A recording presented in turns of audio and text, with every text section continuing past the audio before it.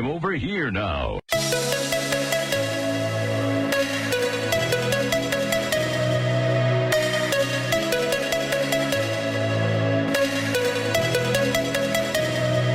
It's 5 o'clock in the most powerful city in the world. It's time for the Guy Benson Show Happy Hour. Brought to you by the Finnish Long Drink. Finland's most popular alcoholic beverage has come to America. Visit thelongdrink.com. And now, here's your host, Guy Benson.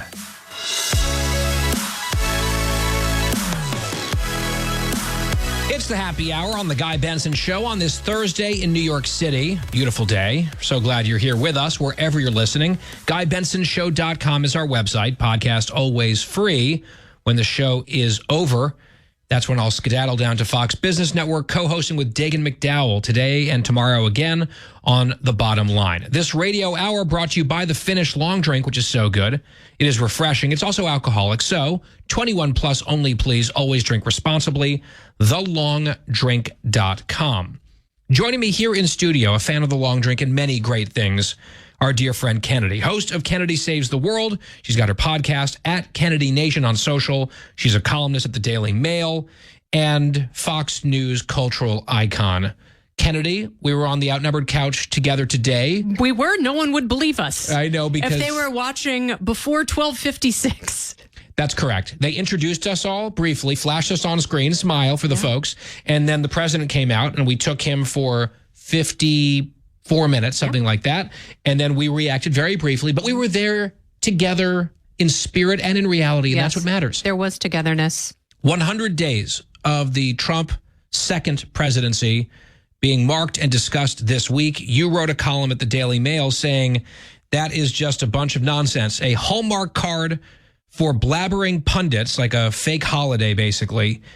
You wrote, here's what really matters. People should go read the column, of course, at dailymail.com. But what does really matter, Kennedy? What really matters, obviously, is the economic health of this country and people's ability to buy things, start businesses, fix up their homes, and save money. And people were, by and large, not able to do that under the Biden administration. And they were promised quick relief, which in some ways they got. The 100 days was a gift for everyone because conservatives could point to the president's agenda and the executive orders and actions that were taken the first 100 days at breakneck speed and say he's doing exactly what we wanted him to do. There are leftists who can say he is flouting the law. He is sending decent citizens to El Salvadorian gulags, and due process does not occur to him. He's a monster, an authoritarian. It is utter chaos. And, you know, I don't know how everyone can be right, but it seems like everyone is completely satisfied and they've gotten exactly what was advertised during the campaign. Right. So the opponents can complain and say his numbers are coming down. Mm-hmm. Trump supporters can say promises made, promises kept. And they can also say the polls don't matter. The polls lied during the election. His polls are always low. They're and always the polls for Democrats 30s. Are worse. Oh, yeah. See, but that's a thing because, you know, for people who say, and this was an ABC News, Washington Post, Ipsos poll, for people who say the president understands their concerns, 60% said no, he does not. 64% said the GOP doesn't address their concerns, and it was 69% for Democrats. Like, they are polling worse than anyone, and all of the hissy fits and all of the tantrums, maybe it'll work in the midterms. It's not working right now. If this president does get tax cuts passed, and if people feel that relief, it is going to boost the economy. That is not good news for Democrats. If the tariff chaos continues and it continues to roil the markets and people lose whatever retirement savings they have. And if prices go up too. Yes, then that is going to be very bad news. This is a fickle coalition. There are the MAGA faithful. There are people who would vote for President Trump no matter what. The people who voted for him and pushed him over the top, those are people who are in pain. They don't understand and they don't care about. They hired him to make it better. Yes, that they don't care about the theoretical concept of trade wars and tariff tit for tats. Let's talk about California, where you're a homeowner. You spend a lot of your life. It's a very meaningful place to you. We have spoken on this program the last few days about things going on there, and I want to bring each of them up to you in succession. First, there was a pretty remarkable editorial in the San Francisco Chronicle, of all places, left-wing paper.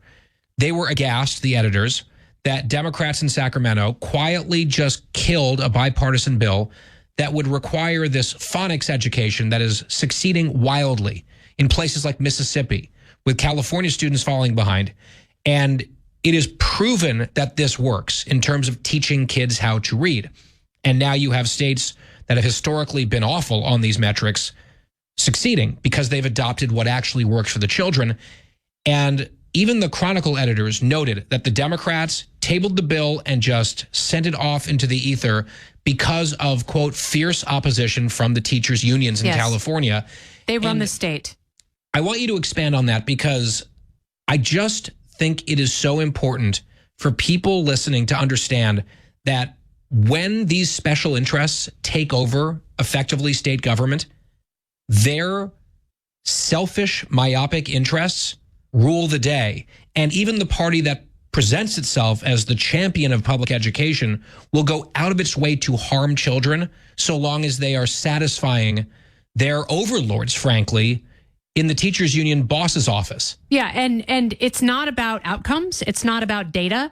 You would think that these teachers unions actually have an allergy to data because, you can have study after study that shows the success of charter schools, that shows the success of, this exact type of education that you're talking about, that is finally able to make purchase with states and groups that have fallen behind because the top-down testing system and teaching system doesn't work for most kids. So you have to alter that. And that means allowing kids to progress at the level where they are comfortable, where they will get the most out of the education. They're finding that in math. They're finding that in reading. And we all know we have to find different ways to teach different kids.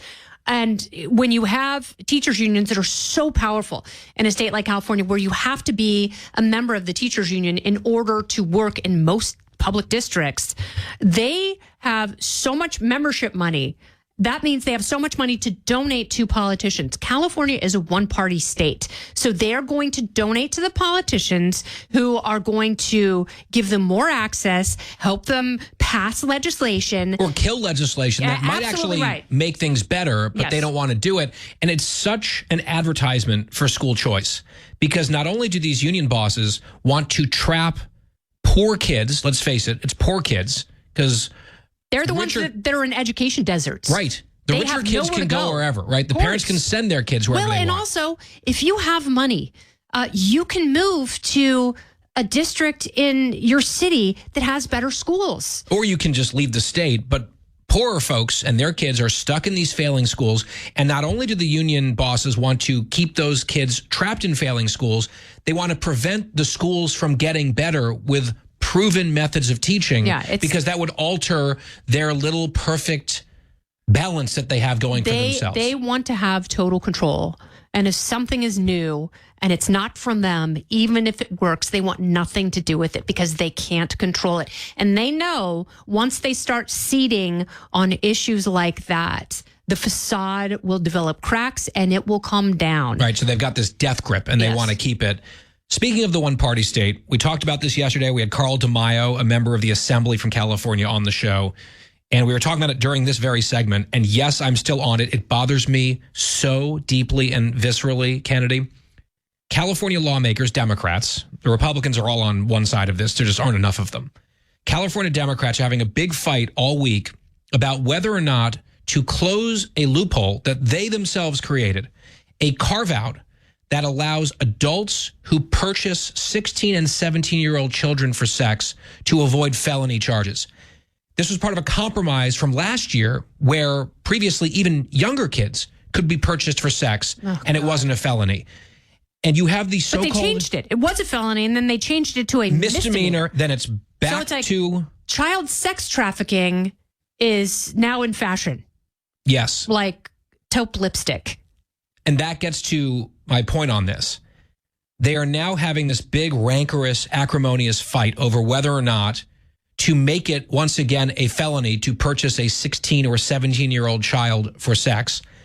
And the party split on this. The governor, who's enabled all of this and signed all the bad stuff into law, is now wanting to be president and saying, full stop. This is so gross. This is terrible. We must do this, which is, I mean, again, no points for him, except if he can help children ultimately here get justice, then I'm for it. But it's clear what his motives are, which is so disappointing and gross.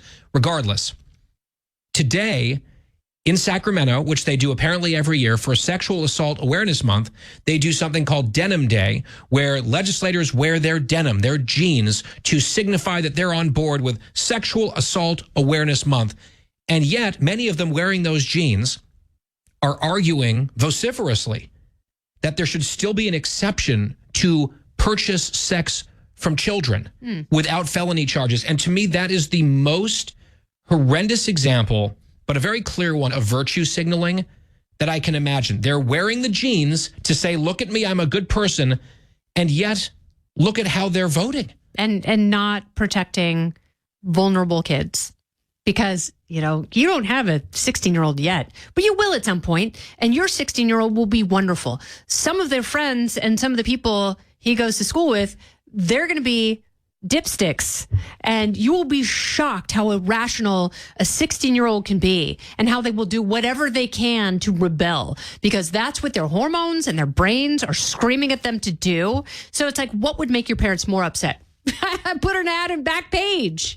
Or just someone coming from a very unstable home, people who are transient, homeless kids. You've got kids with mental health issues that can get sucked into this seedy underworld. Predators. This is sexual abuse of children that we're talking about. Yes.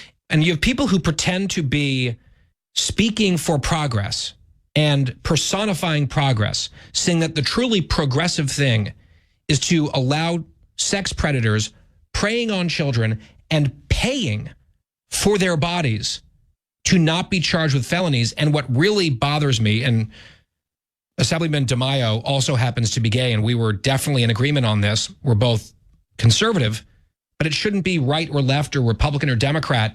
The fact that the radicals on this, who seem to be winning the day in California, are trying to turn this into an LGBT rights issue is so horrifying and disgusting. It's like, how dare you use our community's rights to justify the abuse of children and letting child sex abusers off the hook and giving them lesser penalties, and you're trying to dress it up as something that you're doing on behalf of us because that's what our community wants?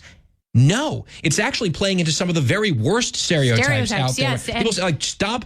If you're offended by people using the word groomer, don't legalize grooming. Yes. But that's what they're doing. A very good point. And, they're also fanning the flames of bigotry, and shame on them. And I've been informed they had a vote on this today. I'm chasing down the details and the context. We'll have an update tomorrow on this on the program as well. When we come back, Kennedy, I want to turn to something that, yes, is quite political, but is also very personal to you specifically. That's coming up on The Guy Benson Show right after this. Miss a minute, miss a lot. The Guy Benson Show.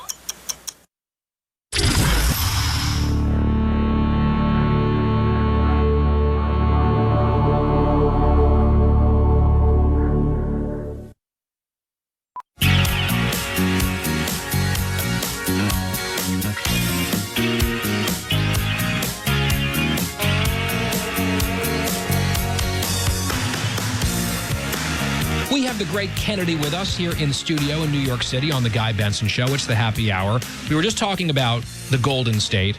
Let's move to another point out of your state of California, or at least one of you're from many places, right? Yes. Pacific Northwest, Indiana, New York, So California. I was born in Indiana. My family's from Indiana. That's where my deepest roots are. My family moved to Oregon, and that's where I went to high school, junior high and high school, and, had a wonderful Oregonian life. And then at 18, after I graduated, I moved to Southern California. And I've been there pretty much ever since, except for a stint in New York at MTV. I've been in California. I love California with every fiber of my being. That is my home. And that is where my girls were conceived, born, and raised. That's where we go constantly. That is our family home. So you care about the place, and your actual literal home there was, thank God, spared during those terrible fires. It was touch and go. I remember we had you in studio and you had tears in your eyes and you were checking your phone incessantly for any update about all of those, not just brick and mortar, all of those memories, everything that home represented. It was spared. It survived the fire, but there's all sorts of problems, It's filled with lead. Right, contamination. Yeah, and it's like the insurance company has said, there's lead and asbestos in there. It is unlivable. But our insurance company is trying to deny our claim, saying, well, nope, we don't cover that. And they're trying to do the same thing to my friends who've lost their homes completely. And, you know, if this insurance company keeps screwing around and being this immoral, I'm going to name them. And I'm going to tell everyone listening that they should not buy this insurance because they will not be there for you when you need it. And this is the point of insurance. And when we started the process, the adjuster was like, yeah, don't worry, we're going to pay for this and that. You know, I see all the damage. Our contractor tested positive for lead. He's got lead poisoning. You know, it's like, this is very, very serious. And so you can imagine the abatement and what has to be done there. On a vast scale. The insurance company is like, yeah, no, we're not doing that. It's like, I'm sorry, but you don't get to do that. You don't get to do that to thousands of people. This was not their fault. You know, no one asked for this. No, this is the point of insurance. This is why you pay for insurance through the nose, by the way, in places like California. One of the subjects that we talked about on The Bottom Line last night on TV, we had Jillian Michaels on the show. The trickle of permits is so slow. It's like 4 there, 0 there. Here's the problem. What's taking so long? People cannot seek permits until they get money from the insurance company. And the insurance companies are just dragging their feet for whatever reason. Because they are, I guess, hoping the federal government comes in and bails them out. Because, yeah, there are a lot of claims because there was a lot of incompetence. And we had a mayor who was in Africa. And, you know, our reservoir in the Palisades was empty. Yep. And you got a governor coming in saying, well, we're going to cut we created all this red tape, but now we're going to get rid of it for this thing. But they're not holding the insurance companies accountable, and they are doing whatever they can to delay, put people off, make people desperate, force people to sell so they don't have to deal with it. And guess what? I also think the politicians want a bailout. Yes, of course the politicians want a bailout, especially in California. They want the spigot open so they can get free dollars. And people whose lives burned to the ground within a matter of minutes now have no recourse. They don't have any money to rebuild. And even if they could, the permit process is still a lot longer than they have promised. And for many people, it hasn't even started yet, which is just amazing all these months later. It's just a broken model in so many ways out there. And it's a place, it's easy for me to sort of, you know, attack at a lot of conservatives all the time. Like, oh, there you go, California. But it's a place that so many people love, where so many people live, so many good people, so many love the state, conservatives, hate the politics. Yep, that is the story of California and a number of places around the country.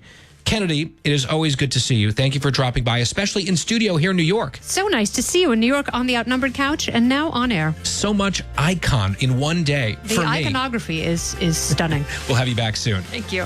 You are the best thing on the radio.